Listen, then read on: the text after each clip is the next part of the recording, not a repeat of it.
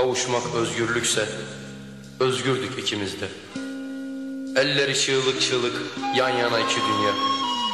İkimiz iki dağdan iki hırçın su gibi akıp gelmiştik. Buluşmuştuk bir kavşakta. Unutmuştuk ayrılığı, yok saymıştık özlemeyi. Şarkımıza dalmıştık. Mutluluk mavi çocuk oynardı bahçemizde.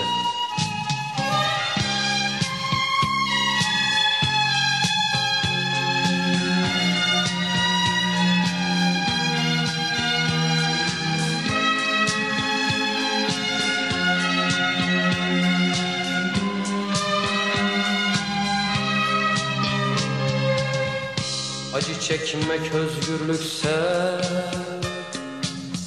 özgürüz ikimiz de. O yuvasız çalı kuşu, bense kafeste kanarya. O dolaşmış daldan dala, savurmuş yüreğini. Ben bölmüşüm yüreğimi baş kaldıran dizelere. Aramakmış oysa sevmek, özlemekmiş oysa sevmek. Bulup bulup yitirmekmiş güzel bir oyuncak. Yalanmış hepsi yalan, yalanmış hepsi yalan.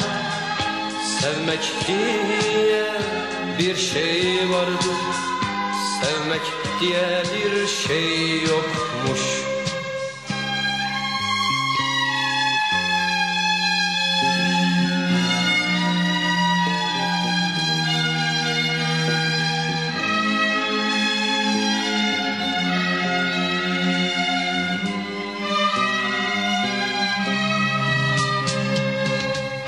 Acı çektim günlerce, acı çektim susarak. Şu kısacık konuklukta, deprem kargaşasında yaşadım birkaç bin yıl, acılara tutunarak. Acı çekmek özgürlükse özgürdük ikimiz de. Acılardan arta kalan işte şu bakışlarmış. Bu diye gözlerimde gün batını bulutlarmış. Yalanmış hepsi yalan, yalanmış hepsi yalan. Savrulup gitmek var